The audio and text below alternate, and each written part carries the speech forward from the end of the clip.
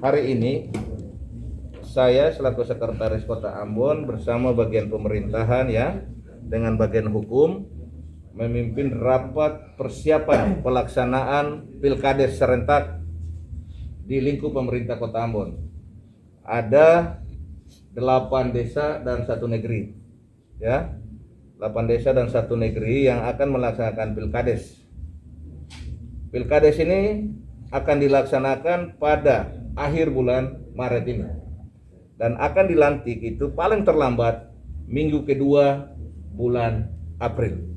Diharapkan pada bulan April sudah tidak ada lagi penjabat-penjabat kepala desa dan penjabat negeri. Semua itu akan terselesaikan. Di akhir masa kepemimpinan Pak Wali Kota Ambon dan Pak Wakil Wali Kota Ambon, Pak Richard Lonapesi dan Pak Sarif sangat mengharapkan persoalan-persoalan yang ada di kota ini segera diselesaikan sebelum akhir kepemimpinan Bapak berdua. Oleh karena itu, selaku Sekretaris Kota Ambon, saya menindaklanjuti arahan itu untuk segera menyelesaikan persoalan kepala desa yang ada di kota ini. Di belakang saya, Bapak Ibu bisa lihat seluruh kepala desa, penjabat kepala desa dan penjabat raja ya, HTW kecil ya, itu siap mensukseskan pelaksanaan Pilkades serentak pada akhir Maret ini. Diharapkan kepada seluruh desa-desa yang ada di kota ini yang 8 desa ini dan 1 negeri bisa bekerja sama dengan pemerintah sehingga pelaksanaan ini dapat berjalan dengan baik. Saya sudah mengarahkan untuk penjabat kepala desa harus bersifat netral, tidak berpihak kepada salah satu kandidat, ya.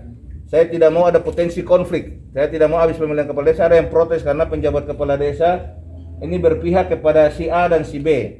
Saya sudah arahkan untuk kerja profesional, ya, kerja sesuai dengan tugas dan fungsi dan jangan berlama-lama lagi supaya bisa habis cepat sudah, supaya bisa penjabat kepala desa balik aktif di jabatan yang definitif itu.